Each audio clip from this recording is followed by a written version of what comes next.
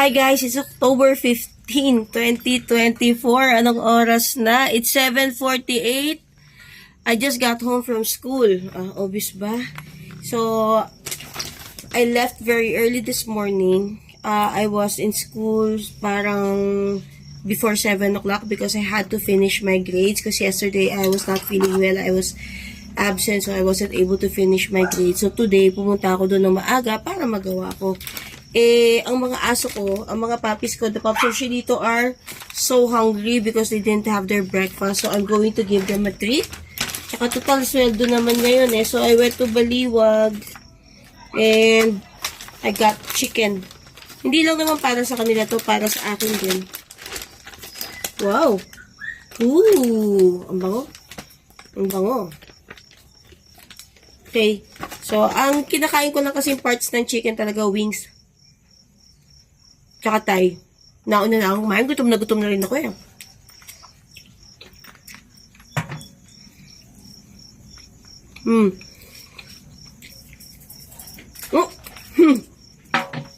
Nakaamoy na. Okay. So, wait lang. Papakain natin sa kanila itong breast. Pero iwan ko yung wing. Akin yung wing.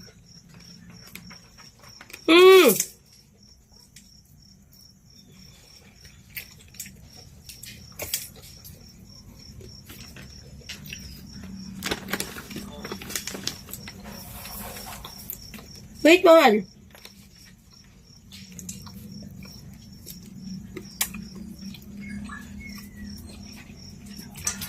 Bibigyan natin sa puppies yung breast.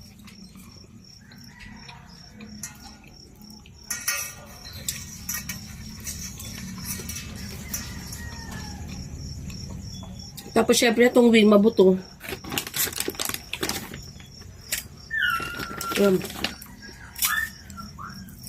Share natin sa kanila ang blessing kasi sweldo ngayon. Akin ang bawas sa kanila ang balat Himayin lang natin. So anyways, yun na nga. Maga akong umalis ng bahay kanina. Kasi kailangan ko tapusin yung grades. Dahil card giving na namin sa Thursday. Nag-intrams kasi kami. Hindi kami natuloy nung Sabado. So, we had to move our card giving to Thursday. Nung weekend, parang pagod na pagod ako. Nabingi ako masyado nung intrams. Not literally na nabingi. Pero yung, alam mo, kasi napapagod ako I get tired socializing. Parang, siguro nga dahil hindi naman ako ganun ka-sociable na person. Akin na to.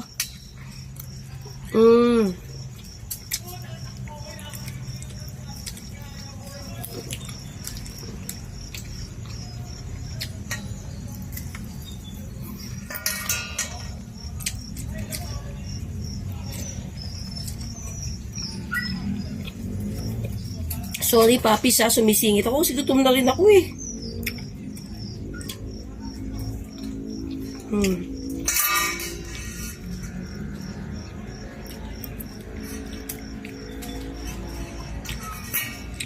So, as I was saying, napagod ako. Kasi pag masyado akong napapaligiran ng tao, yung pag masyadong matagal yung socialization time ko, papagod talaga ako. Hindi ko alam kung naiintindihan yun ng ibang tao, pero I get sick, I get exhausted. Kaya noong weekend, I had to do my chores. Parang hindi ako napahinga. Pagdating ng Monday, ang sama ng pakiramdam ko, hindi ako nakapasok. Kahapon. So, hindi ko nagawa yung dapat kong gagawing trabaho kahapon, which was to finish the grades. So, kanina, I left early. Sobrang early. Hindi ko napakain yung dogs. Hindi ko napakain yung pups of Chilito. Kasi, once na nag-attempt ako, napakainin sila. it will take up at least an hour para masettle sila na makakain sila, makapaglaro sila, malinis ko yung cage. So, hindi ko muna sila pinakain. Alam ko naman kasi na magsusurvive sila dahil hindi naman sila yun ang kagandahan ng Aspin Hindi sila yung klase ng aso na mamamatay pag hindi pinakain. So, anyways, kanina, dapat uwi na ako ng 6:30. Sabi ko, bukas na lang ako mag-e-encode ng grades. Tapos, naisip ko, kung bukas pa ako mag-e-encode ng grades, mako-compel na naman akong umalis ng sobrang aga. Hindi ko na naman mapapakain ng breakfast ng mga puppies. So, naisip ko, sige, okay lang na mag-dinner sila ng late today. Basta, importante, bukas ng umaga, makapag-focus ako sa kanila. Kaya yun, nag-encode na ako ng grades ko. Kaya late na ako nakauwi. Dapat mga 7 nandito na ako. Pero it's almost 8 o'clock bago ako nakarating dito. Dahil nga, tinapos ko pa yung dapat gawin. Pero ang kagandahan nga nun, bukas, focus na ako sa kanila. Bukas ng umaga, hindi na ako magmamadaling umalis. At yun din ang dahilan kung bakit bumili ako ng chicken. Parang, ko sa kanila, reward ko na din sa kanila kasi they're really such very good puppies. Yun. Sometimes our puppies, they deserve treats. Our pets, any kind of pet, they deserve treats. At dahil nga hindi sila nag-breakfast kanina, papakainin ko sila ngayon ng masarap. Misa kasi ganun no? Yung mga bagay na feeling natin, bukas na lang. Minsan, pa yun May mga pagkakataon na ganun ako, bukas na lang, may bukas pa. Yung sinasabi ko lagi, may bukas pa. Pero yung pag-i-encode ng grade kanina, ginawa ko na kasi nga, naisip ko, yung bukas ko naman para sa mga aso. Pero kung ako lang mag-isa, kung wala ako iniintinding aso, ay naku, bukas na lang ako mag-i-encode. Ayan, nakarami na tayo. Hindi ko alam kung kumpleto na tong breast na to. Parang hindi pa. 2 cut pa lang yung nakukuha ko Dapat 4 na cut, diba? So anyways, itong isa, abang na. Pero, gusto ko kasi sabay-sabay sila eto pa sabi ko na meron pang isa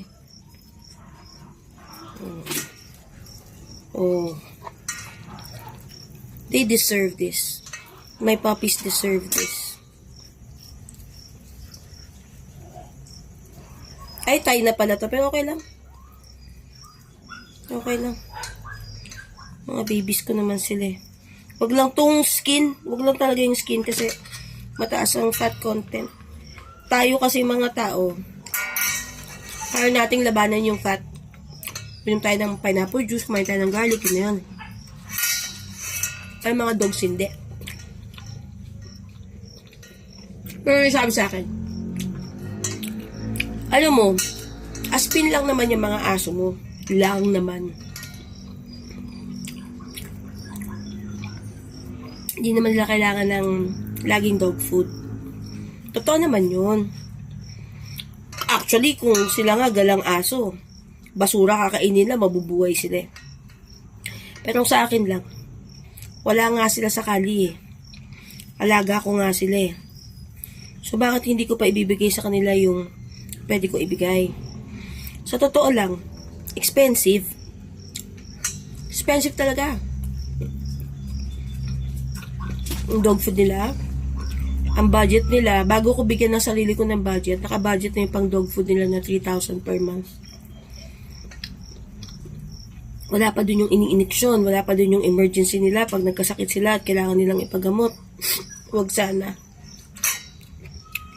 So anyways, it doesn't matter kung anong breed. Dahil ang pinag-uusapan dito, alaga mo. Tulad niya, no? Sa totoo lang, itong baliwag na to, binili ko to talaga to para sa kanila. Ako lang yung nakikigulo.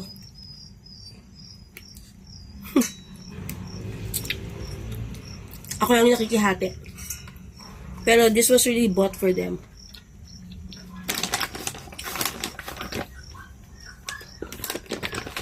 Yan. Ito, oh. Ito yung breast part. Etong little prince ko, oh. Abang na abang na. Wait lang, mahal ko, ha? Para fair. Para fair, mamaya kita papakainin. Yan. Hindi pa ako nakakabihis, no? Inuna ko na yung mga aso. Kasi, di naman makakaano yan, eh. Di naman yan makakapagluto ng sarili nilang pagkain. Di naman sila makakasalok ng sarili nilang dog food. So, kailangan talaga, unahin natin sila. Yan. Dahil kawawa naman sila pag hindi mo sila inuna. Yo, sarap ng pagkain ng babies ko, ah. Yan, isang dahilan kung bakit hinihimay ko ng gusto dahil itong mga small bones. I need to make sure that there are no small bones. Ano ba? Ano? Ay, parang akin na to. Mga buto-buto na to, eh. Ay, buto-buto. Tama, buto-buto. Kasi ang gusto ko yung mga buto-buto. Okay. Papakainin ko muna yung mga puppies ko. Wash lang ang hands.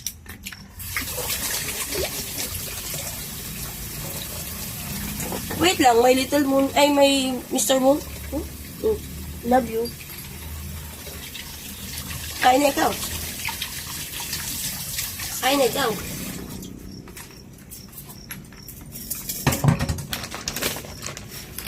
Wait lang.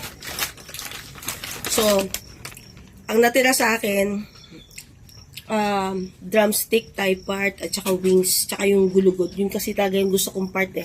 Tapos eto, yan, chicken breast for my babies, because I love my babies. Ang ingay na nila, ayusin na natin yung pagkain nila. So, meron ako ditong ano, yan, ayan ang mga kaila.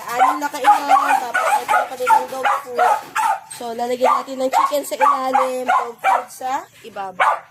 Okay?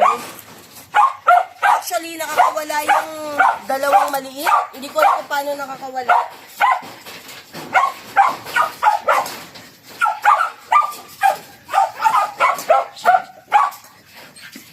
I need to make sure na lahat nakakain ng chicken.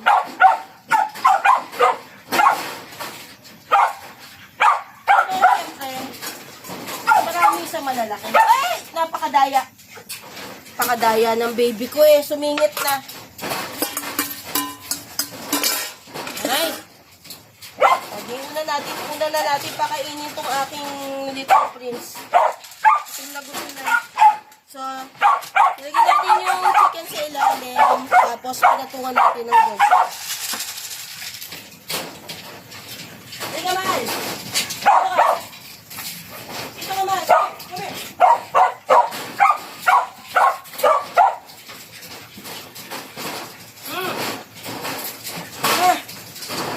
And, so inuna na natin si Mr. Moon. Tapos, nagwawala na. Wait lang, ha.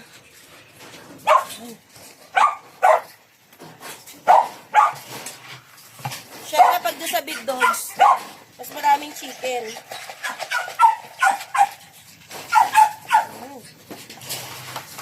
Dahil big na sila, eh.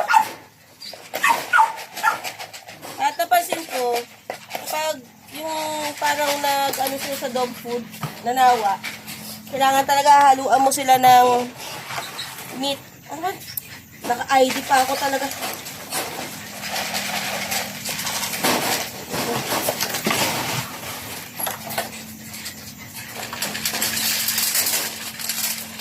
So, tinatakpan ko ng dog food yung chicken para unahin nilang kainin yung dog food.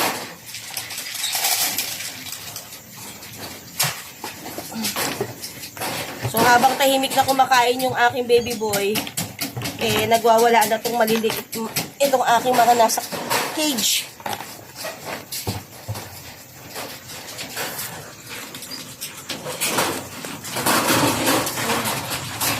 Mga babies. Hindi Hindi ko lang kung isa ko ilalagay. Kasi I want to show you a bit of our routine. Ay, hindi kaya. Anyways, so, kapag ka ganito, na meron silang extra ulam, I make sure na kumakain sila sa loob ng cage. Kasi itong dalawang maliit, may ugali. Ang gagawin nila, kakainin nila, unahan nila yung malalaki sa pagkain. So, itong aking mga babies, nasanay na rin sila na kapag sinervan ko sila ng food sa loob ng cage, hindi na sila nagre-reklamo.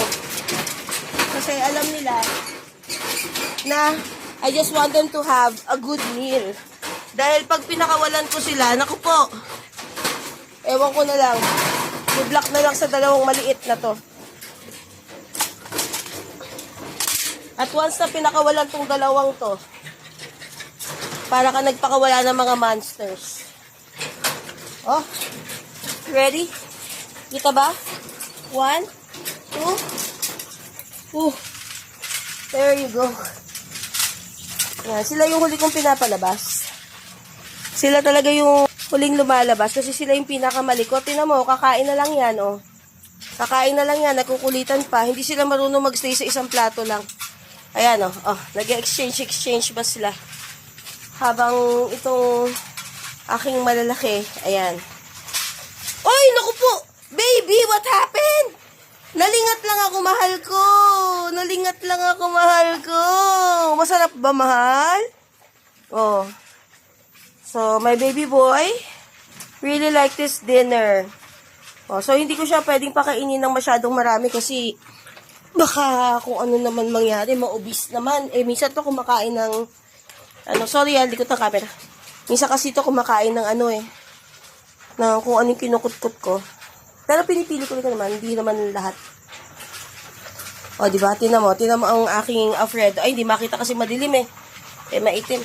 So, ang ginagawa nitong aking mga big pups, kinukuha nila lahat ng chicken sa ilalim bago sa kanila kakainin yung dog food. Pero tinan nyo tong dalawa, ubos na. Hey, don't touch that. Don't touch that. Oh, are you okay? Ayan, Diyos ko. Oh, plato yan plato ni Alfredo. Kinain lang lahat ng manok. Eto. Plato ni Bunny. Puro manok lang din kinain. Plato ni Patty. Puro manok lang din kinain. Oh. Kinain lang ng malalaki, puro manok. Iniwan yung dog food. Yes, my love. Did you like your dinner? Did you enjoy your dinner? Ano masasabi mo sa dinner mo? Did you like it? Did you enjoy it? Ha? Did you enjoy your dinner? Ha? I love you, baby. I'm sorry. Hindi kita naasikaso kaninang umaga. Ha? I'm sorry, hindi kita naasikaso kaninang umaga. Oo. Sorry na, ha? Sorry. Hello, Patty. Kamusta ka? Patty ko. Baby, ayaw mong pagupit ng kuko pero ang sakit ng kuko mo. Aray ko, ouch! Baby, that hurts. Ayaw kasi nito magpapagupit ng kuko eh. Pero ang hilig na masumampa. I love you, baby. Oh. Yeah. Did you enjoy your dinner? Did you enjoy your dinner, my love? Ako, mukha namang enjoy ng aking macho papito. You really enjoyed your dinner? O, kinain mo nga lang, puro manok, hindi mo kinain yung dog food. O, ugali yung tatlo no. Ubod ng inam. Natahimik din kasi, ay, wala pa silang tubig. So, normally, maglalapag ako ng tubig, pero kanina kasi ang ingi-ingi na nila, kaya pinakain ko na. Pero, ganyan lang sila. Maya-maya maglalaro na sila. So, yun lang guys, pinakita ko lang ang aming routine. And plano ko one day, magkakabit ako ng camera doon sa taas. Para makita nyo lahat ng action dito, lalo na pag weekend. Mula doon sa time na papakainin sila hanggang paliliguan sila hanggang naglilinis ng garahe. Kasi talagang, some people don't believe that it takes me at least an hour to take care of these pups. Kala nila joke time lang. Pero, kasama kasi dun sa pagtitake care sa kanila yung pakikipaglaro sa kanila. So, yun lang guys. Enjoy the rest of the week.